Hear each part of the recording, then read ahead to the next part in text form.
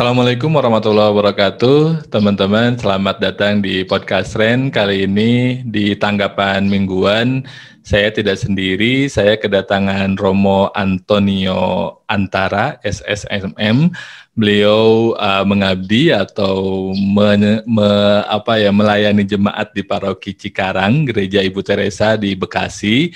Dan saya dan Romo ini akan ngobrolin tentang apa yang terjadi belakangan yang sangat mengerikan di Makassar. Kita sapa dulu Romo Aannya.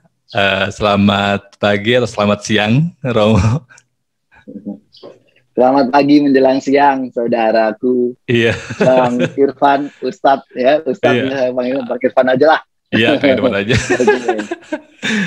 Ini kita ketemu pertama kali itu di acara Menjadi Manusia, jadi ada 7 anak muda mewakili agama dan kepercayaan ngobrol soal berbagai hal ya, berbagai isu, mulai dari soal pernikahan, soal macam-macam nih, dan belum sempat ketemu lagi nih sama Romo. Iya, makanya saya juga kangen mau ngobrol-ngobrol. Oke. Iya, Romo, ini dong saya pengen sebelum kita ngobrol soal yang serius nih, pengen nanya dulu kayak aktivitas Romo setelah sejauh ini, apalagi selama COVID, itu gimana Romo? Apakah ada perubahan atau penyesuaian selama COVID dengan dalam proses melayani umat? Yang pasti ada satu perubahan yang besar dalam hidup menggereja, khususnya gereja Katolik di Keuskupan Agung Jakarta. Karena Paroki Cikarang Gereja Ibu Teresa di Kabupaten Bekasi ini masuk di dalam wilayah pelayanan Keuskupan Agung Jakarta. Itu memang persisnya itu di bulan Maret. Ya, Maret pertengahan, kalau tidak salah tanggal 16 Maret itu kami semua pelayanan kegiatan hidup gereja yang tatap muka atau offline itu sama sekali diberhentikan semua. Jadi ada surat himbauan dari Bapak Uskup Agung Jakarta, Monsinyur Ignatius Kardinal Suharyo, tidak ada kegiatan secara offline atau tatap muka atau pertemuan-pertemuan. Padahal itu waktu itu kan kita mulai 2019 ya. Jadi itu persis kami memasuki seperti ini. Maka ini kan 1 tahun ya, 1 tahun kita sama mengalami masa pandemi itu ketika kami memasuki masa prapaskah. Masa prapaskah itu masa pertobatan, bulan puasa bagi kami umat Katolik di seluruh dunia. Ya, itu kami sedang memasuki masa itu karena jadi selama 1 bulan ya, selama 1 bulan untuk 40 hari, tepatnya 40 hari kami itu masa pantang dan puasa atau disebut masa prapaskah. Itu selama 40 hari menjelang kebangkitan Tuhan Yesus Kristus atau Hari Raya Paskah. Makanya ada satu yang membuat kami sungguh di satu sisi kurang siap juga. Karena selama ini kan kegiatan-kegiatan kebersamaan dan udah menjadi ciri khas kami, menjadi identitas kami, hidup menggereja itu hidup berkomunitas. Ya, ungkapan iman personal juga diungkapkan dalam yang komunal, dalam kebersamaan dengan gereja yang lain untuk bersama-sama kita mengadakan perayaan-perayaan atau ibadat-ibadat itu. Padahal masa prapaskah sampai Paskah itu ada banyak kegiatan-kegiatan.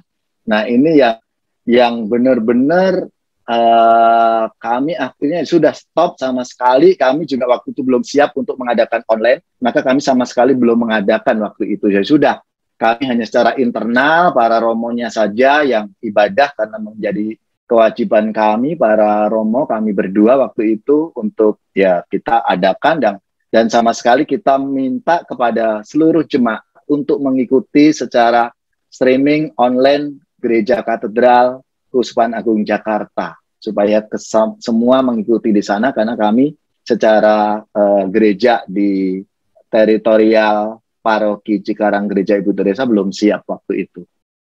Berarti Itu Bang Irfan. ya, kalau sekarang berarti apakah Paskahnya online juga, Romo, atau misalkan offline tapi sudah dengan protokol kesehatan gitu misalkan?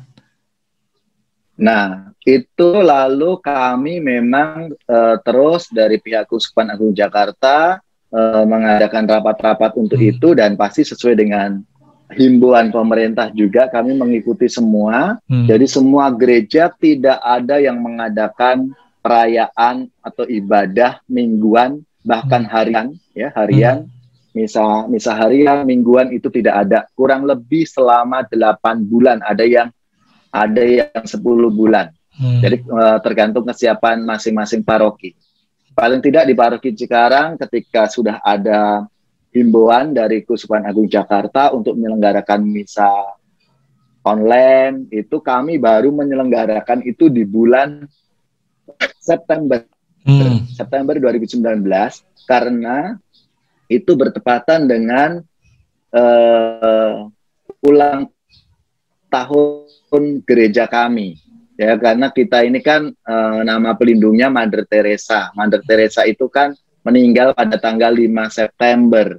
Maka kami peringati pada memperingati meninggalnya Mother Teresa itu sebagai hari nama atau perayaan pelindung paroki kami. Nah, itu kami kami adakan online pertama kali. Jadi kami waktu itu hanya berlima, kami 2 romo. Kemudian dari tim Komsos itu kita batasi hanya 3 orang yang boleh, kemudian liturgi 2 orang. Jadi kurang lebih hanya 8-10 orang aja itu yang datang ke gereja, ke tempat ibadah untuk menyiapkan perayaan nama pelindung paroki. Kita sekaligus menyapa umat saat itu gitu. Ya, jadi itu yang waktu itu kami siapkan. Kemudian dalam perjalanan waktu sampai akhirnya di bulan November 2020 itu baru kami boleh atau kami siap untuk offline dengan terbatas. Kami hanya diizinkan dari Keuskupan Agung Jakarta itu untuk ke gereja, yang bisa hadir hanya 150 termasuk petugas.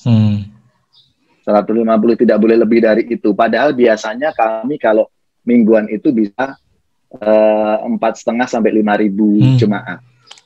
Belum lagi kalau nanti hari raya, misalnya seperti mau Paskah seperti ini, kita sewa tenda untuk tambahan ini ya. Dirikan tenda di halaman gereja dan juga di tempat parkir.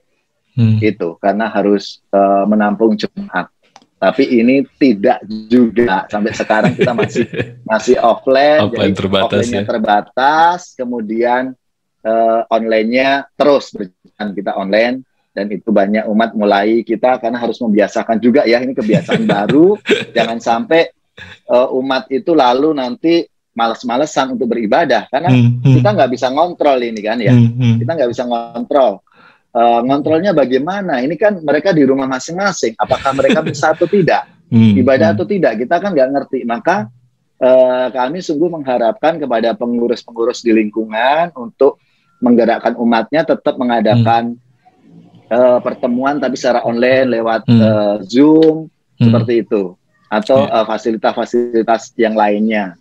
Nah, itu kemudian kami juga inisiatif menyelenggarakan online lingkungan-lingkungan, kan paroki itu terbagi dalam lingkungan-lingkungan. Kami ada 58 lingkungan. Itu kadang bisa satu perumahan, itu satu lingkungan, atau beberapa perumahan menjadi satu lingkungan seperti itu. Nah, kami menyelenggarakan tapi secara online. Jadi kami secara online. Di situ kita bisa cek kembali kegarian jemaat untuk ibadah. Iya. Gitu. Berarti dan ini juga agak ini jadi penasaran. Berarti ini sekarang Romo sedang puasa berarti ya? Karena berapa hari kan? Kami ini sudah di minggu kelima Prapaskah ya. Kita udah memasuki hari minggu kelima Prapaskah. Lalu ini mulai hari Senin sampai nanti hari Minggu, ini kita yang disebut Minggu Pekan Suci. Ya, Pekan Suci itu berarti kita memang minggu-minggu yang semacam lebih banyak keheningan, kita mengadakan ada rekoleksi. Ini besok kami pagi sampai siang ada rekoleksi bagi para romo semua di Keuskupan Agung Jakarta. Kita semacam pembekalan rohani gitu, persiapan untuk Trihari Suci. Trihari Suci itu di hari Kamis Putih, Jumat Agung Wafat Isa Al-Masih, lalu Sabtu Sepi, dan Hari Raya Paskah. Gitu.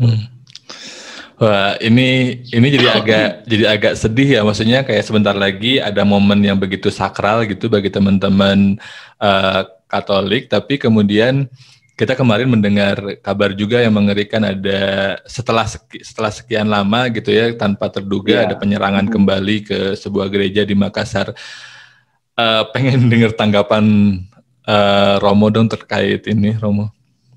Nah, itu juga persis kemarin saya juga kaget ya, baru selesai saya ibadah bersama jemaat, itu pulang dari gereja dikabari seperti itu. Padahal ini kan kita benar-benar memulai, saya dalam khotbah menyampaikan kepada jemaat saya, umat saya, untuk bahwa hari ini Yesus masuk kota Yerusalem, Yesus dielulukan sebagai Raja. Kita membawa daun palma untuk mengelulukan Tuhan Yesus gitu ya. Tapi di dalam ibadah itu kan di awal-awal memang kita merenungkan bahwa Yesus yang adalah Raja dielulukan gitu. Lalu setelah itu masuk di dalam perayaan Ekaristi liturgi, kan kita bacaan sabdanya itu lebih pada kita bacaan yang panjang, kita dibacakan kisah sengsara Tuhan kita Yesus Kristus, bagaimana Yesus yang tidak terima, Yesus yang dikhianati sampai diadili, dan akhirnya bahwa di kayu salib. Itu kan dikisahkan nih kemarin gitu ya. Lalu ya saya merefleksikan kepada, mengajak umat saya bahwa kita juga punya Yerusalem masing-masing. Yerusalem itu apa? Yerusalem adalah tempat perjuangan hidup kita.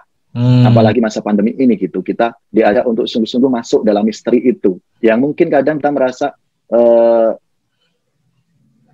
setiap keluarga pasti punya persoalannya masing-masing, apalagi di masa pandemi ini. Ada yang kita juga lihat berita di media sosial, keluarga-keluarga banyak yang bercerai, ya kan.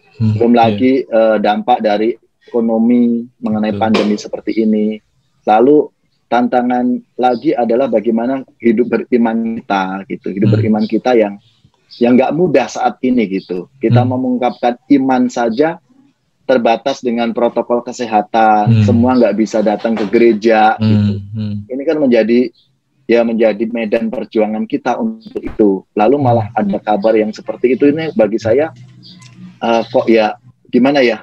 Ini kalau kita bicara mengenai orang beriman, saya rasa orang beragama, saya rasa semua beragama gitu ya. Tapi ini menyangkut kalau kita bicara soal iman, nah ini yang saya rasa mungkin di situ. Ya, kalau agama ini kan hanya sebagai wadah lah, apapun agama kita.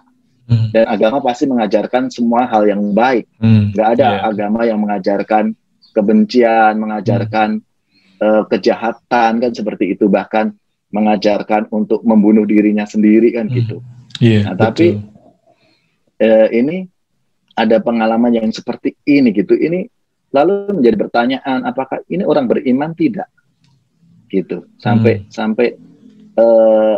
mengorbankan mengorbankan dirinya, tapi kan dengan yang lain dampaknya kan seperti itu. Nah, itu yang ya kami juga menghimbau kepada jemaat semua untuk kita tenang dalam suasana seperti ini. Justru menjadi kesempatan bagi kita untuk semakin memperdalam iman kita kepada Tuhan Yesus, bahwa ikut Yesus nggak mudah, banyak tantangan-tantangan yang kita hadapi, baik dari dalam diri sendiri, keluarga kita, maupun dari di luar diri kita gitu. Betul. Itu yang kemarin menjadi paling tidak menjadi refleksi permenungan kami gitu. Untuk itu di saat kami memasuki minggu-minggu yang terberkati, minggu-minggu dalam merenungkan misteri penderitaan Tuhan kita Yesus Kristus. Itu Bang. Iya. Ini memang agak ini ya, pas namanya saya juga terkejut gitu. Saya ingat banget beberapa waktu sebelumnya kan Romo juga ngajak untuk diskusi soal toleransi di Indonesia gitu. Yang tadinya saya sempat berpikir bahwa mungkin ini sudah agak lebih baik nih relatif gitu ya. Karena jadi sebelum COVID itu Romo saya pernah baca riset yang menyebutkan bahwa yang kalangan-kalangan ekstremis ini tuh menunda kejahatan mereka karena mereka khawatir COVID ini adalah tanda menuju kiamat. Jadi mereka mengalihkan energinya untuk melakukan hal-hal yang lain gitu, yang sifatnya tidak merusak. Ya untung bagi kita gitu. Nah, tapi kemudian ternyata masih ada benih-benih ekstremitas ternyata di dalam masyarakat di Indonesia yang perlu kita bendung sama-sama. Nah, yang menariknya itu adalah yang sering juga jadi perdebatan adalah soal apakah ekstremisme ini berlandaskan agama ataukah enggak. Nah, kadang ada yang mengklaim bahwa ekstremisme ini nggak punya agama gitu. Tapi ya mau nggak mau kita harus mengakui bahwa memang orang yang melakukan ekstremisme ini sebagai otokritik juga bagi saya gitu adalah kalau dia nyebar agama Islam gitu, kadang-kadang dia melakukan ekstremismenya karena pemahaman yang keliru atas narasi keislaman yang sebetulnya adalah rahmat gitu kan, rahmat, cinta kasih ya sama kayak tadi Romo bilang, setiap agama mengajarkan kebaikan. Dan kalau dalam konteks Islam sendiri itu narasi-narasi ekstremisme ini ternyata juga sempat ada di dalam sejarah Islam sendiri, di mana ada satu fraksi kecil yang dia kemudian mengklaim diri paling benar, dan dengan klaim diri paling benar ini dia melakukan kekerasan bahkan kepada muslim juga gitu, karena anggapan bahwa dia adalah paling benar. Nah, kalau situasi tersebut juga muncul nggak sih di agama Katolik, Romo, di mana ada sekelompok orang yang mungkin dengan pemahamannya yang keliru atas narasi-narasi keagamaan di dalam agama Katolik kemudian melakukan atau berpaham ekstrim? Baik Bang, berkaitan dengan ini kan suatu paham ya menurut saya bahwa pasti mereka beragama, iya saya yakin mereka beragama, ya, dan itu bisa mengenai atau bisa dilakukan oleh siapapun dan agamanya apapun. Karena ini kan satu yang memang pemahaman yang menurut saya keliru bagaimana ia memahami yang ia yakini, gitu. Kalau di dalam agama Katolik itu mungkin ini hanya saya karena saya tidak belajar sejarah gereja secara mendalam, ya, bahwa ada sejarah kelam gereja, ya makanya kalau ada perang salib, gitu ya, dalam tanda kutip perang agama seperti itu. Tapi dalam perjalanan waktu, kalau di kalangan orang Katolik itu lebih pada yang berbeda paham-paham seperti ini tidak untuk gini, bukan untuk lalu menghancurkan sesamanya atau tapi lebih pada gini, seringkali hanya beda paham penghayatan aja. Paham penghayatan, katakanlah gini, lebih pada di bidang liturgisnya gitu. Kalau di orang Katolik tuh lebih, kalau kita berbeda itu lebih ada pandangan, ini sebelum Konsili Vatikan kedua itu yang begitu taat, gitu ya, tidak mengenal inkulturasi budaya gitu, sehingga orang ya misalnya katakanlah kalau menerima komuni kudus nggak boleh pakai tangan, harus pakai lidah, gitu, menerima hosti tubuh Kristus gitu. Itu kan dulu gitu ya. Tapi ada bahwa sekarang pun orang menghayati yang seperti itu. Jadi lebih pada penghayatan di bidang liturginya gitu ya. Lebih ke liturginya, bukan ideologi. Jadi bukan ideologi, tapi karena apa? Di gereja Katolik itu kan ada banyak simbol-simbol karena tradisi, ya, karena tradisi. Lalu ya tradisi itu kan dalam perjalanan ketika udah Konsili Vatikan kedua, lalu gereja terbuka Bahkan dulu aja gereja pernah mengatakan bahwa di luar gereja Katolik tidak ada keselamatan. Itu artinya dulu orang mengartikan, oh berarti harus menjadi orang Katolik dong, harus masuk beragama Katolik itu dulu. Sekarang tidak. Jadi sekarang di luar gereja Katolik pun ada keselamatan. Artinya apa? Ketika orang melaksanakan, menjalankan apa yang diajarkan oleh Tuhan Yesus. Tuhan Yesus mengajarkan apa?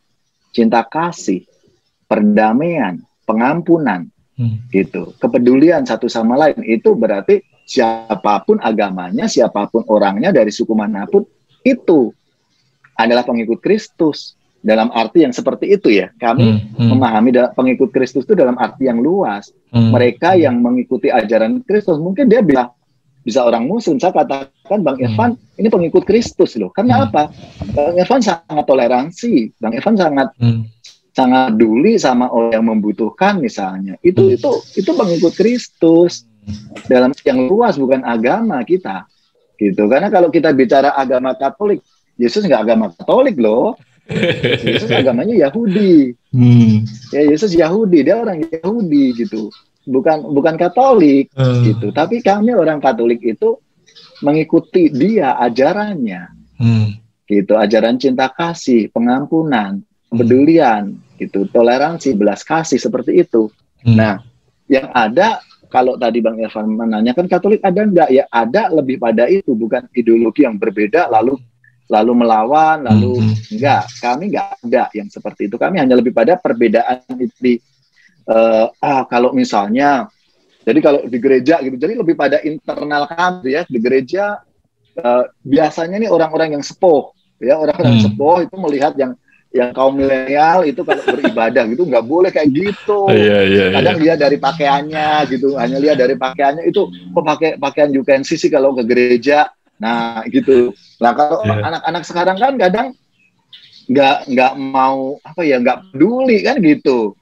Makanya kami ingatkan harus sopan, harus ini gitu, tapi nggak sangat yang sangat ekstrim gitu. Harus begini, karena kalau ngikutin yang dulu, makanya gereja Katolik itu sangat terbuka dan inkulturasi, mengikuti budaya setempat. Karena misalnya dari cara mengungkapkan doa-doanya, orang Sunda sama orang Jawa pasti yang didoakan sama, kata-katanya berbeda. Gitu. Iya, kami misalnya doa Bapa kami, doa Salam Maria, orang Sunda pakai bahasa Sunda.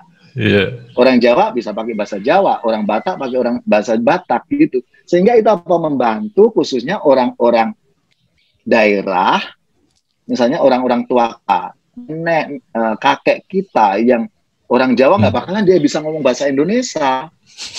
Dia bisanya bahasa Jawa. Makanya di Jogja ada perayaan Ekaristi atau ibadah dengan bahasa Jawa. Iya, di Sunda ada juga pasti. Bahkan mungkin iringannya pakai gamelan Sunda, pakai gamelan Jawa gitu. Abang perlu lihat aja kalau nanti ya, kalau udah nggak pandemi, itu biasanya nih nanti pada saat Hari Raya Paskah, malam Paskah itu kita pakai gamelan kalau di Jawa, di Jogja. Sehingga ibadahnya bisa 2 jam lebih. Karena ini kita mau mengungkapkan kegembiraan Tuhan Yesus yang menebus dosa-dosa kita, Tuhan yang bangkit itu gitu. Makanya dengan gaya Jawa, dengan pakai nadanya nada Jawa, karena pakai gamelan. Gitu. Bahkan Betawi pun ada gaya Betawi kita gitu. Nah, itu inkulturasi dalam kita beribadah gitu. Karena apa? Supaya dalam kena gitu. Karena pewartaan kita itu. Dan sekarang kalau kita ini kan katakanlah Katolik ini dari mana? Kan dari Eropa. Dulu para misionaris datang ke Indonesia, mereka dengan bahasanya mereka, tapi mereka kan lalu membawa supaya orang-orang paling tidak orang Jawa ini bisa ngerti apa yang aku sampaikan. Aku harus bisa ngomong bahasa Jawa. Makanya zaman dulu misionaris orang-orang bule, orang Belanda itu bisa ngomong bahasa Jawa. Sehingga pewartaannya itu diterima dalam arti ini kan pewartaan yang baik. Oh, ini makanya aku bisa mendengarkan, aku bisa mengikuti ajarannya ini seperti itu. Nah, ini yang gereja Katolik seperti itu, Bang. Iya. gitu. Ini Maka dan kami juga gini, karena kami juga satu perintah ya, artinya satu komando. dari paus sampai satu komando gitu. Sama, tapi mengungkapkannya berbeda-beda. Sesuai dengan konteksnya masing-masing kan ya? Konteksnya masing-masing, inkulturasi budayanya masing-masing gitu. Ini menarik nih, apa namanya, penjabaran dari Romo itu mengingatkan saya justru malah kalau di Islam memang juga ada perbedaan yang sifatnya bukan ideologis gitu ya. Yang makanya kan kalau di Indonesia ada NU, ada Muhammadiyah gitu, ada Persis dan seterusnya yang kita juga berbeda-beda nih dalam hal peribadatan, tapi secara teologis, secara ideologis sama gitu. Terus juga tadi menarik juga melihat bagaimana beribadah bisa dengan bahasa Jawa, kemudian dengan instrumen kebudayaan sesuai dengan kebudayaannya masing-masing. Dan ini malah mengingatkan saya pada dakwahnya Wali Songo gitu, kalau dalam konteks Islam yang juga menggunakan budaya setempat guna menyampaikan Islam yang memang secara nilai itu harusnya salam, harusnya menyampaikan perdamaian, keselamatan, yang harusnya kalau misalkan ada orang lain yang merasa terancam dengan keberadaan si Muslim, berarti dia belum menjadi Islam sepenuhnya gitu, kalau secara nilai gitu. Apalagi kalau dia punya niat memang menghilangkan nyawa atau mengancam keamanan orang lain, berarti dia cuman Muslimnya KTP aja nih. Ya betul. Ya itu, makanya perlu dipertanyakan sebetulnya. Keimanannya, kalau menurut saya sih keimanannya, dia mengimani agamanya itu gitu. Karena agama itu semuanya mengajarkan yang baik, hanya bagaimana dia mewujudkan imannya di agama itu. Gitu. Ya, dan ini makanya sebetulnya saya pengen ngobrol sama Romo itu karena mungkin yang terjadi salah satunya karena ada prasangka ya, karena jarang ada kesempatan ngobrol dengan yang berbeda agama, sehingga bawaannya itu persangkanya buruk aja gitu, atau stereotipnya jelek aja kepada yang berbeda agama, dan itu bisa bolak-balik ya, maksudnya bisa dari Muslim ke yang Katolik, atau dari Katolik ke yang Muslim gitu, bisa kayak gitu.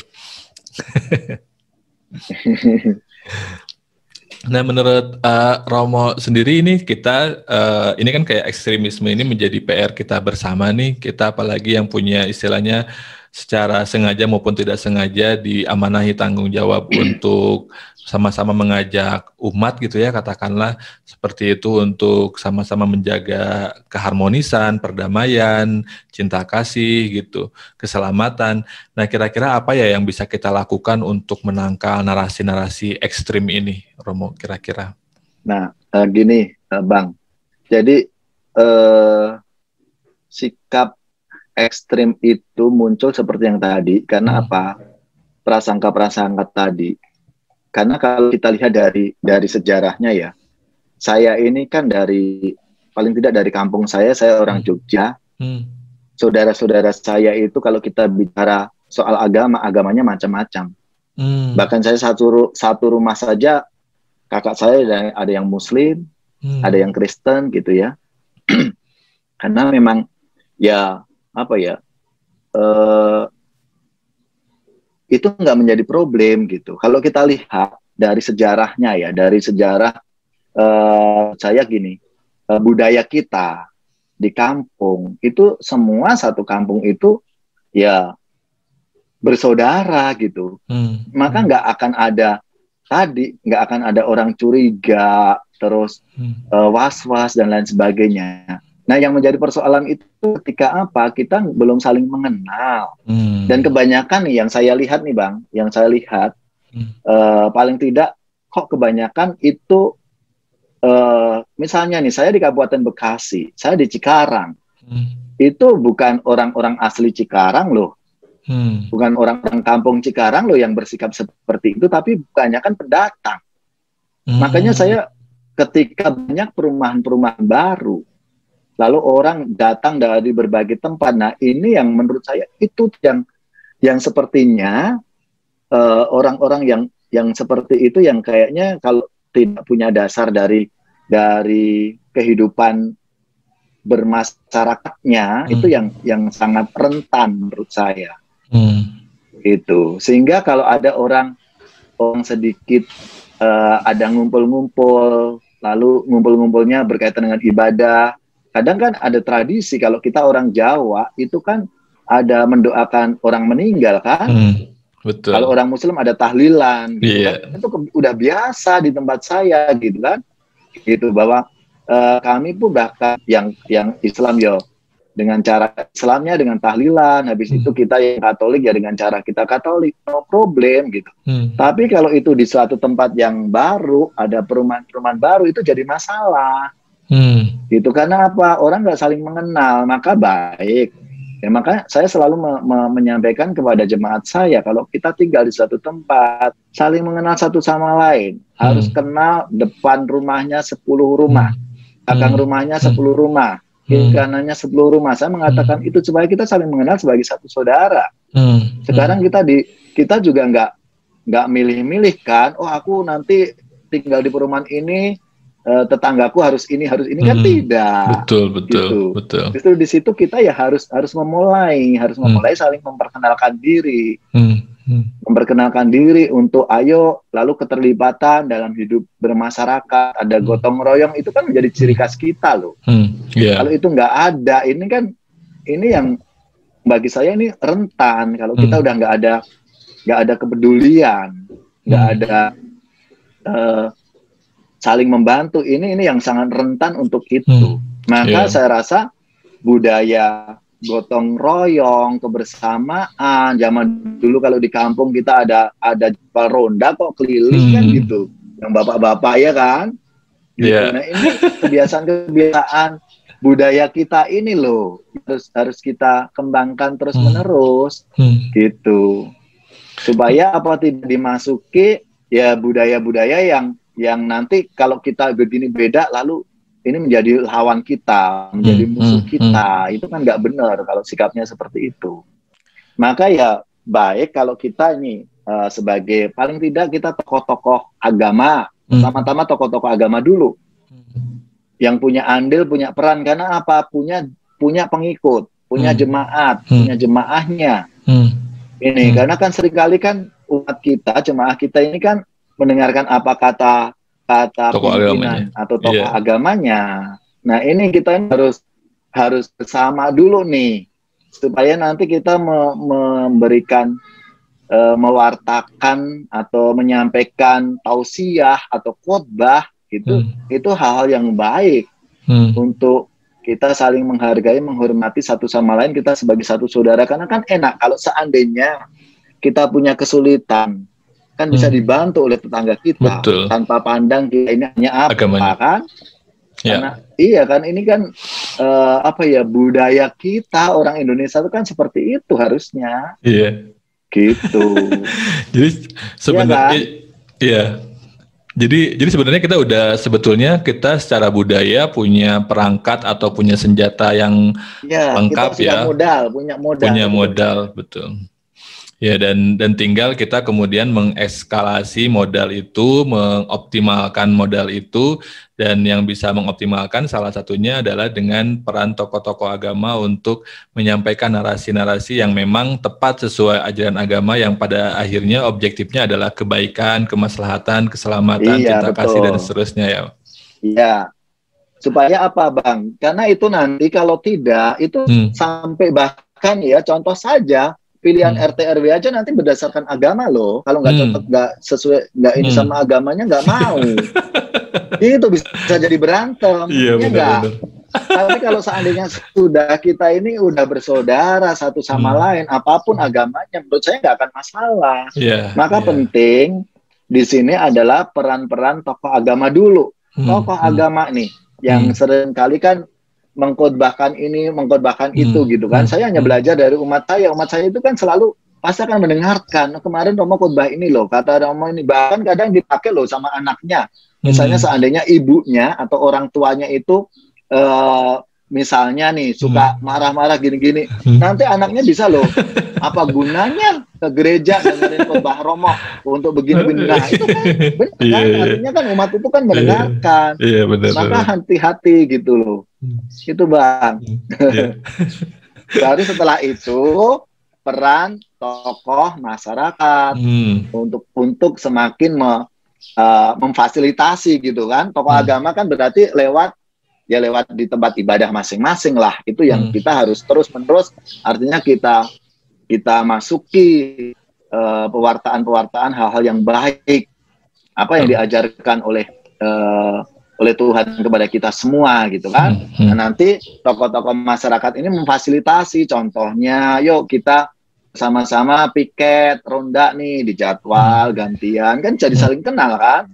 Gitu. Ayo tolong kita, yuk siapa yang mau jadi pengurus RT RW, kita sama-sama yuk batnya.